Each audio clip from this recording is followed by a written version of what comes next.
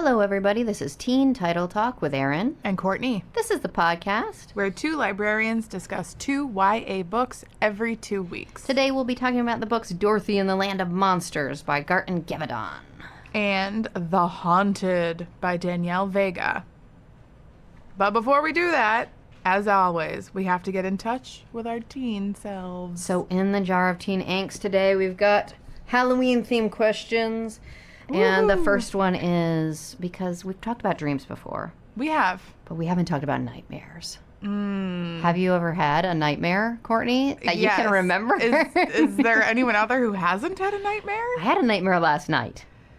You want to talk about yours first, or you want to talk about one from your teen life? From teen years, and I have one. Okay. That's kind of a recurring, terrifying thing. But you go first. Okay. No, you go first. I like your dream sequences. They're very creepy. Oh, well. And bizarre. And very visual. A lot of them in high school, I think I was having like a religious moment of upheaval in my life when I was a high schooler, because a lot of them involved Jesus. Mine involved Jesus too. Really? Oh my gosh. I don't know what that says about us. So there's, oh my gosh. So Okay, that's so weird. Mine's going to be so much worse than yours, but go ahead. Probably. So there's like two that I remember really well. One of them is like, there's a big green hill. Okay. Imagine a very steep green hill. Okay. And there's all these like boulders just constantly rolling down the hill. And I'm at the bottom of the hill trying to get up, also not trying to be squashed / killed by one of these boulders. And it's very stressful, and I'm like a little like Mario person, like trying to avoid all the boulders, and I'm like getting so tired, and it's like the hill just keeps getting bigger and bigger, and I can't get up the hill. And then Jesus comes. Oh, thank God. And he's like, if you take my hand, I will help you get up the hill. Oh, that's so much and nicer I say, no. What? And the sky turns dark. Oh my God. He goes away. And I am left there to be squashed. Okay, what is the feeling? Do you remember the feeling in the dream? You know how sometimes they're really intense feelings, emotions? Did you have an intense emotion at that moment where you were like... I don't know what I don't know. I think my biggest, most intense emotion was like... fear, I guess, but like also regret. Oh. Like, I was like, oh, dang, I guess I should have had him help me out. But there was the sky went dark, but there was no, like, blood just coursing down or anything terrifying. No. It was just like, all right, well, then you're guess on you're on your own. And you woke up a non-believer. Pretty much. I woke up and I was like, yeah, that sounds about right. Courtney, oh my gosh, that's amazing. I've thought about it many times since, because I feel like I'm always having these little crises of... I don't know, faith, I guess, where I'm like, is it real? I want it to be. It would be There's easier a lot of if things you could I believe want. in something. There's a lot of things I want to be real. True, but I have a hard time taking that leap. I know. As is evident by this dream. Clearly. Yes. Clearly. What just is turning, yours? you're like, nope. Okay, so... He had a robe and everything. So mine is not as clearly Jesus as that. Mine I would describe and have described before as Dragon Jesus. So... What? It's just really an image. It's not even like as good of a scene as that. It's this... It's sunset. So the sky is very red. And it's over the water. And on the water, you see these ships, and it's like straight out of The Hobbit or something. These are like sounds elven, kind of magical. Yes. And then there's this figure that sweeps up off like a boat with these massive wings, and it's a dragon, clearly. And then I'm getting closer, and there's a sense of foreboding, and it turns its face to me, and that's when I see that this is like a Voldemort with a Jesus crown of thorns. What? Yes. What? And then I'm up. I'm awake. Oh my gosh. Because it's too scary. So is it coming at you? Or like, is it just a scene it's that not. you were like It's rising up, observing? and then it turns, and I am no longer hidden. It sees me. Oh my gosh. Oh, and then it's gosh. like, oh, wake so you up. have like instant panic. Yeah, because it's Voldemort with Jesus' crown Oh and my a dragon's God. body. What does that mean? I don't know. Oh my gosh. But it was very creepy. That is creepy. Yeah. So there was no talking. That's creepier than mine. It's just a look. And the look is enough to terrify Well, you. Voldemort is... Well, that's right. You don't pretty want him to scary. notice you at all. No, it's best if he just goes through the world without ever knowing you exist. Yes. So that's mine. Wow.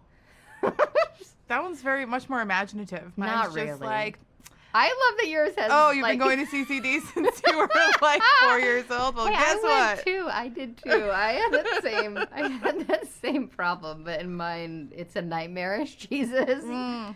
So yours was at least nice. Well, I Did had he have, another like, one. The long hair? Was he hippie-ish? Oh in yeah. yours? Oh, He that's was nice. like, he looked so inviting, and I was like, nah. You're like, I'm and- playing Mario.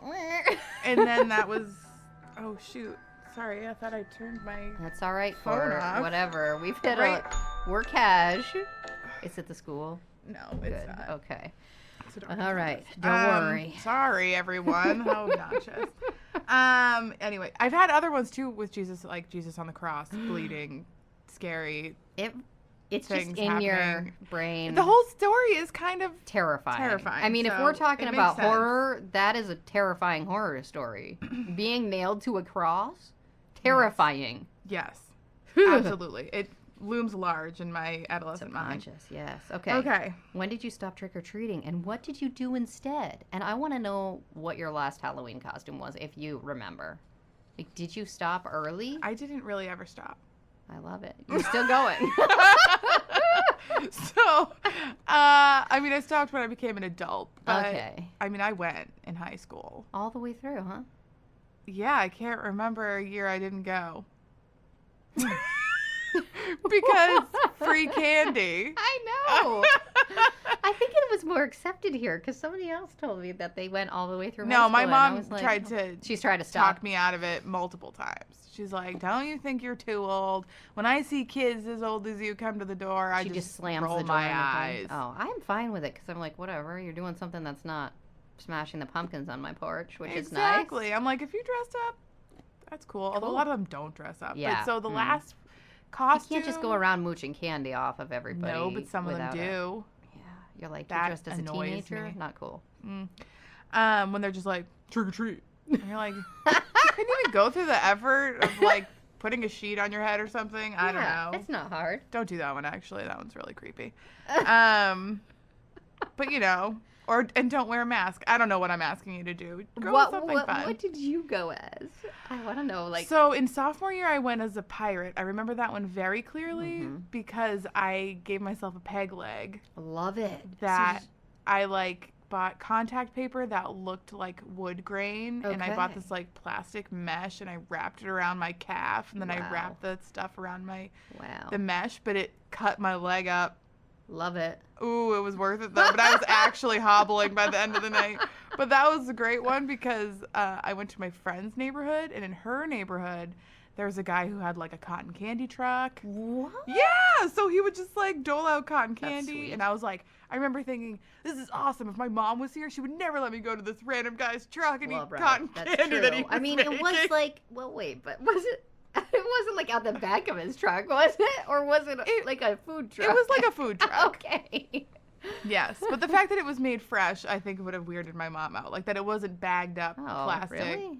Yeah, right, like he put a because- bunch of crystal meth in there or something. I know who's Yeah. gonna give away their drugs? I don't Honestly, know. too much Serious. kids. That's a But good point, Courtney. no one's gonna do that. That wouldn't make any sense. But yeah, so that was cool. But I think also like, junior year I went as like a prom queen, which Love was a it. dumb costume because Love all you it. have to do is put your prom dress on. That's great. But, hey, it's dressing up. Well, I don't know if mine would have And cut a it. sash and a crown. And a crown, and you did. That was it. Yeah, and then senior year I don't remember. Maybe I didn't go senior year, but I think I did. You did give up eventually. See, I went till Yeah. 7th grade, Wow. and I think I went as a baby that year, with like a full-on onesie, Uh-huh. because I was like, I'm a baby. I'm going trick or treating. Like it was kind of Mm-hmm. a joke, I guess. Sure. I remember when I was little going as a rock star, and I had like a jean skirt and a side ponytail. Whoa, that's a and good like a one. chain or something that I tied around my waist. It was very punk rock. So that's a cool costume. Yeah, I was pretty. I have a picture of that. I had some sunglasses on. It was pretty sweet. And I think I was into Gem and the Holograms at that point. Yeah.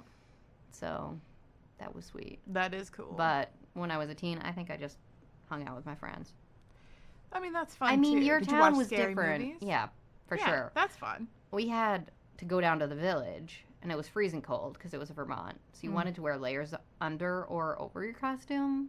Yep. And you had to park and go to, like, the little houses down there. So it was more trouble to go out trick-or-treating because it wasn't, like, where I lived on the mountain, you don't get trick-or-treaters.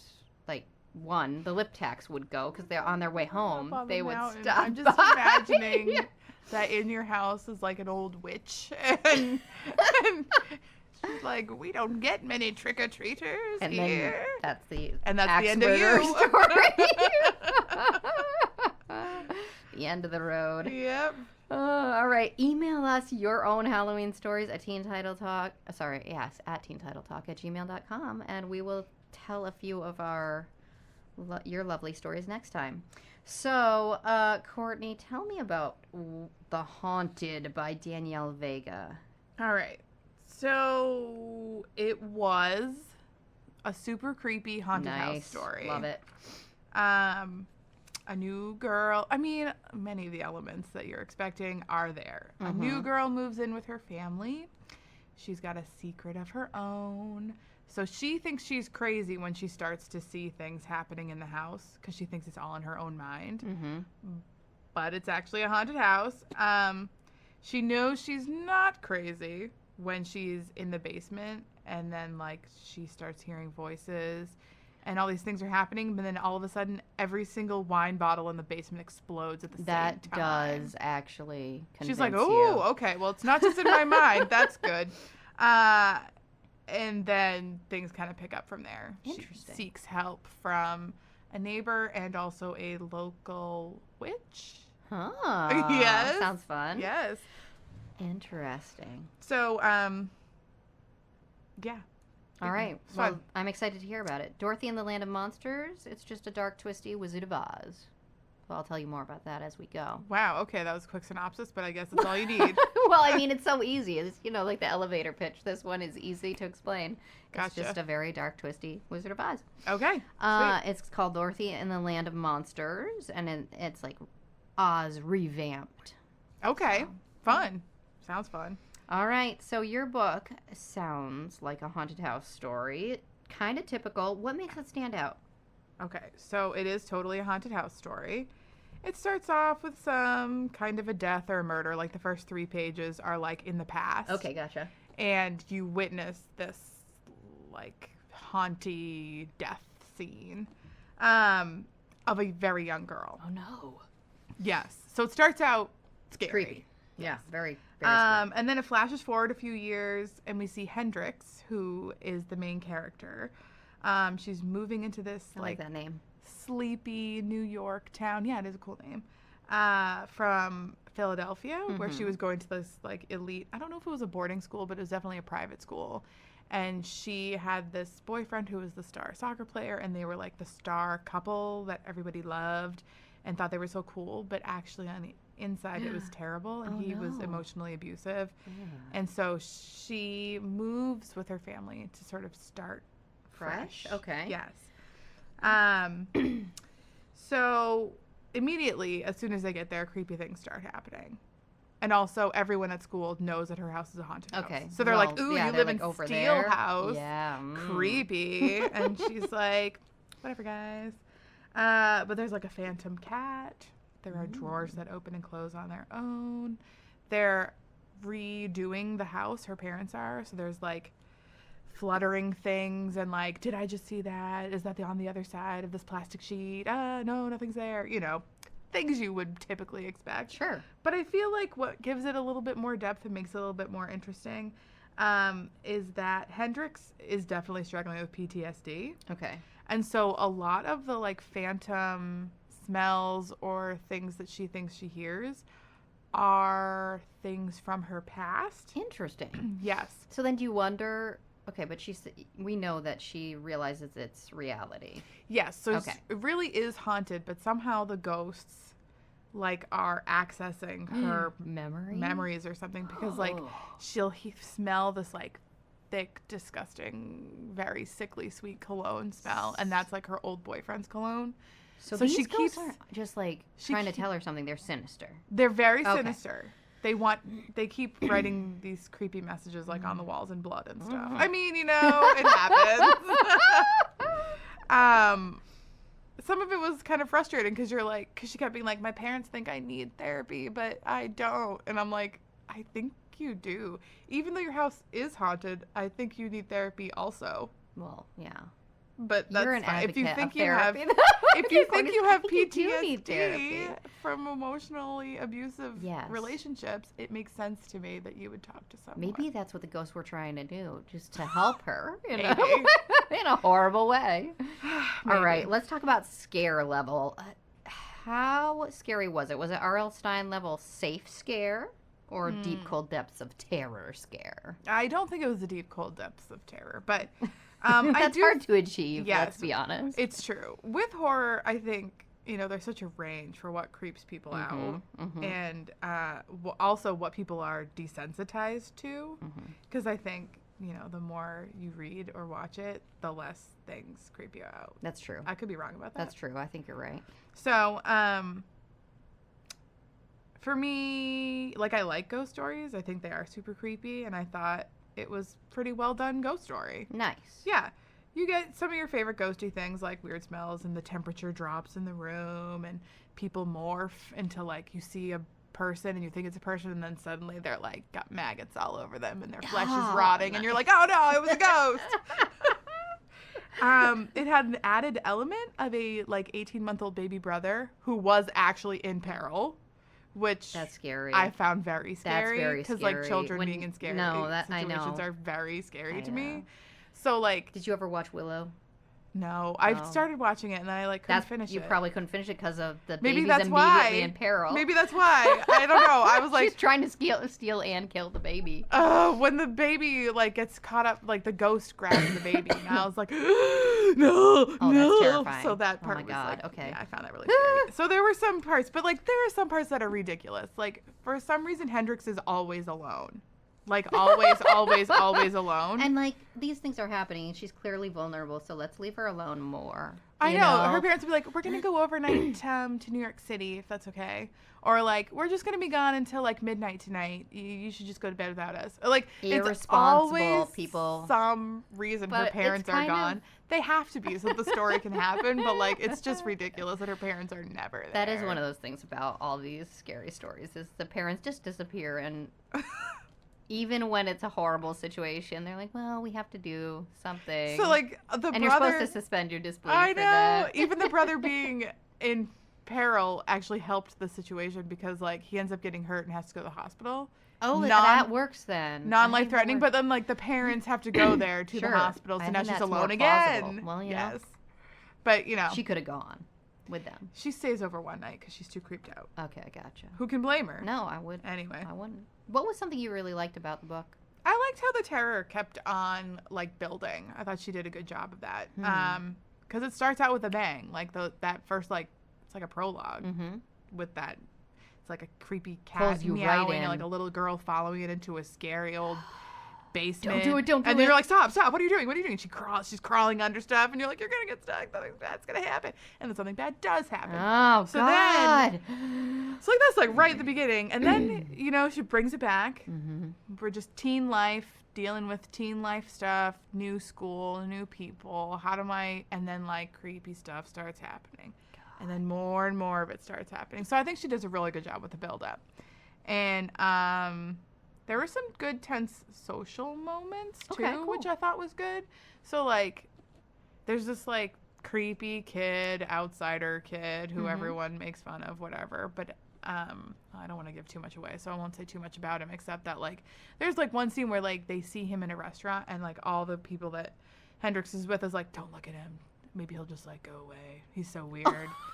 And she's, starting to sort of be friends with him because he's being helpful in her, haunted house situation. Of course he misunderstood So she's like torn because she's like, oh, I want to fit in with these friends, but I also don't want to totally not. Yeah, don't be. It's a situation. I know, so and it's a realistic situation. It was very I realistic, think, too. where she's like, I don't know what to do, and then she does the thing what most people would do, which is ignore him. I know, but like, you know, and then she feels really crappy about it because that's just life. Oh my God. But it totally culminates in this insane, crazy scene at the end where the author's like, I'm gonna burn it all down. Cool. And she does. Cool. I love it. Yeah, it's crazy. The author did or the character did? Did she burn the house down? The house does burn down. Oh, man. It's like this crazy scene of just like ghosts and fire and like it's insane. I love it. Okay, cool. All right. Can you read us a chilly scene? I would be glad to. Okay. Eddie, by the way, is the outsider. He's appearing in this scene. Mm-hmm. Okay. Eddie. He lives behind Steel House. Got it. That's why he's there. He knows the story. Yeah, he's just like, he's got his own whole past I linking him to Steel House. No way. Okay. Yeah. Cool. So, Eddie didn't say anything, but she felt a faint pressure on the top of her head, and she knew without looking up that he was staring down at her. She kept her eyes trained straight ahead. For some reason, her cheeks felt hot. They were halfway to the stairs. Hendrix was already anticipating the cool night air on her cheeks, the smell of chimney smoke in the air, and then... Stop. She froze, her skin crawling. Did you hear that? Hear what? Hendrix couldn't bring herself to answer. Her blood was thumping loud and fast in her ears, blocking out all other thought. The voice had seemed to whisper directly into her head, almost like it had been her own thought. Some impulse made her turn toward Brady's nursery. The door was open a sliver, the barest hint of moonlight spilling into the hallway. Look, that's the voice telling her. There was something in there. Hendrix moved slowly toward the door, her breath a dry rasp in her throat. Each step she took increased her dread, but she couldn't bring herself to stop. There was something in there, waiting for her. She needed to know what it was. Hendrix, Eddie hissed. What are you doing? Just a quick look, she told herself, and then they could leave. The door hinges creaked slightly as she let herself in.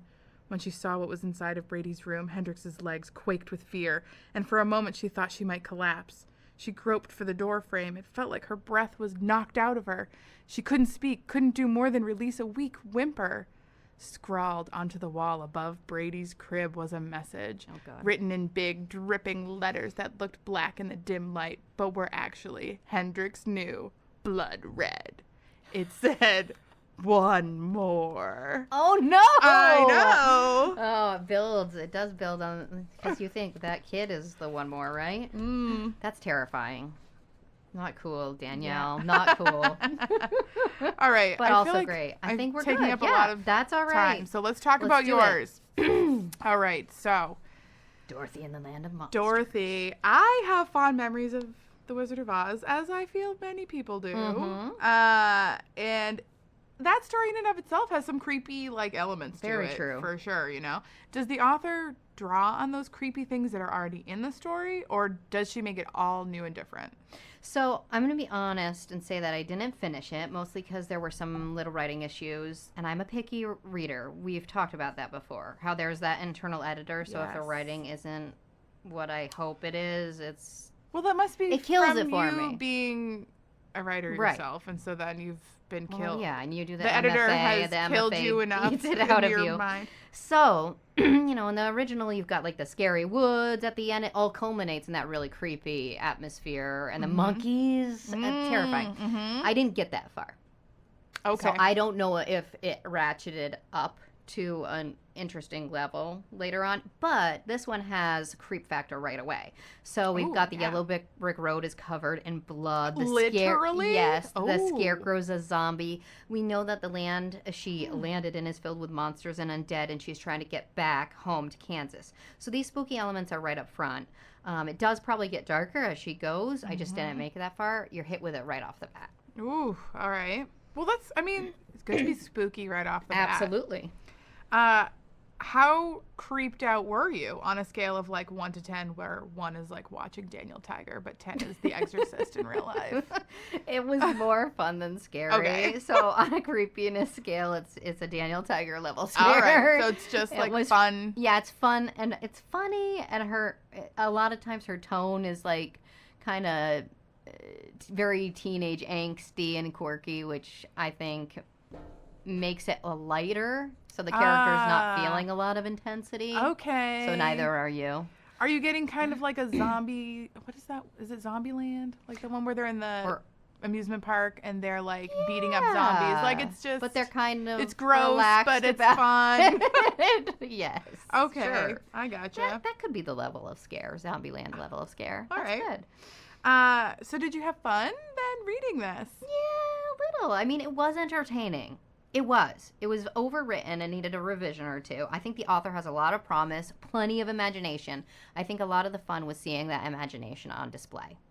So I enjoyed that part of it. I think she'd thrive with an editor, like take that imagination and really hone the skill, and it would be awesome. A lot of what pulled me out and made it less fun was how it felt so close to Wizard of Oz in some ways that it felt almost paint by numbers. Like she runs into the Scarecrow, and the Scarecrow's a zombie, and that works great because of the brainlessness, right? That's really fun. But she's like, should I cut you down or not? And he says he's a zombie, and so there should be a fear factor there. But she just ends up being like, okay, I believe you, and cutting him down. So it doesn't build that sense of tension, of real fear, of questions about, the niceness of certain characters. Instead, it's like, okay, we need to get out of this scene so we can get on to, so she cuts him down, then he's like, now I'm going to eat your brains. No, he's just nice. Oh. He's like a zombie, but he's a nice friendly zombie. Yeah. Okay. So in that way, it was fun to read, but also there was a lot of things that would jog me out of the really embedding myself in the character and being afraid or being truly in her as a fun character instead of just her. She's a cardboard cutout kind of running through the scenes that she is required to run through. A little too much pulled me out. Okay. I read a couple of reviews, and I was surprised that one on a book review blog mentioned that there was elevated diction in the first half of the book that kind of took her a little bit out of the story. Okay. So how was the style for you? Did you find it a little too high diction, I guess, or did it seem down to earth? So I think it had an element of both, which is what was the issue that probably that blogger was talking about. Because I did notice that it would go very flowery when describing a setting. And then she'd kind of have her teen angsty voice at other parts. That might have changed in revision. This was an advanced reader copy, so on the line level, some of that could have changed. I would hope it did, because it is an inconsistency of voice, and that does pull you out of the story. So that's one of those things that might have been cleaned up during the final phase, hopefully. But I could see that happening. Especially when talking about setting, it would get very flowery, which is great on its own. I would totally dig that style too. It's just in contrast to its other style. You can't have both. I gotcha. In that voice. Yeah. That makes sense. So sometimes horror, as I was talking about my book earlier, can fall into some stale patterns where there are some things you're expecting, bloody inscriptions on the wall, for example. And especially with this one being modeled after something that people are already extremely familiar with. Did the horror elements feel new and fresh? Okay. Or were you like, oh no, that reanimated corpse is definitely gonna, oh yeah, he just did what I was pretty sure he was gonna do. Yeah. I think the surprise comes from the twist on the old formula. Okay. So it's a twist on what you already know. So as you're reading, you're thinking, oh, here comes the Scarecrow. What's he gonna be like? Turns out he's a zombie. The Tin Man's a heartless axe murderer. Okay. Who's also super hot. Is he also still made of tin? No, that's like a suit. Oh, the Cowardly Lion. He's a shifter. So these are fun and creative. And so if you are familiar with the other story, you look for these little twists. Oh, I'm what's into this this gonna hot be? Tin Man. I want to know more about it. Yeah. Also, Dorothy's glass slippers, which I loved, are boots that turn into armor. So it's like they change when she's going into battle. It'd be like, yeah. And that felt fresh. So I think going into the whole thing, if you are a non-picky reader who love the classics and you want to see the characters in these new roles, you might really like this. Okay. You know what I'm saying? Yeah, like what age? This almost sounds like it's skewing a little. Does it skew a little younger, or is it definitely still teen? I think it would skew teen or older, because then there's the hot Tin Man, and there's there was a little evolving romance as I got in there, into there a little bit more. Because like as you're describing it to me, I can see this as a great middle grade graphic novel. That would be really fun. So whoever's out there listening, if you're listening, companion, maybe that's her next project. I would love really that. Fun. Yeah, because it sounds really visual. You know, I think that's one of the strengths was the visual aspect. Her descriptions of what was going on, and aided by already knowing some of it. Oh my gosh, I want to write this graphic novel because I know it's already been done, but like, because like Dorothy as a hero is so cool. Like she is a hero, but she's think not of her as one because she's given that role, that's right? True, yeah. She's just this little girl from Kansas. Well, in this one she does. They're like, you need cool. to handle this, and they give her like a bag of weapons and her boots, and she goes off, which I loved that twist. Again, I think that imagination is there. The visuals are there. The concept is there. I just want to see, like, it needs to be tightened up. Happy to help edit this. Give Erin a call. All right, so because I think it would be like zoom to the top of the list if it was like, sell it to a publisher. I think this is a self-published one, available on Amazon through their digital services. Okay. So as far as I could tell, it's self-published. It just needs like a leg up, and I think she could get there. It's just all right. But for non-picky readers, I mean, honestly, go find it if you are excited about the sound of it. Cool. All right. So what are we doing next? So up next, I will not be in because I'm going to be off. Yes. And Jahira will be here. I don't know what she's reading yet. She's picked several fantasies off the new shelf, and she's deciding because she likes to sit with them for a bit, read the beginnings, see which one she likes. She's been on before, so she knows the scoop. And what will you be reading? I'm going to be reading Reverie by Ryan LaSala. And thank you to NetGalley for allowing us to have that one. Yes. That's a NetGalley book, right? That's a NetGalley book. And so was I'm Dorothy and the excited Land of to Monsters. see it. I'm excited. We're early and on read these. it. So awesome. If you get a chance to answer our 2 questions from the beginning, we want to hear about your nightmares you had as a teen. They don't have to involve Jesus. But if they do, that's interesting. And then also tell us, how long did you trick or treat, and what was your favorite costume? Ooh, yeah. Likewise, if you have any questions about reading recommendations or library life, please write to us at teentitletalk@gmail.com, and we will read a few of our listener responses next time. Thank you for joining us for Teen Title Talk. If you enjoyed this podcast, don't forget to subscribe, rate, and review wherever you are listening. We want to hear what you think. This podcast is brought to you by the Derry Public Library and Derry-CAM, Derry Community Access Media, empowering independent voices. Our theme was created and performed by Banded Starling. Until next time, bye.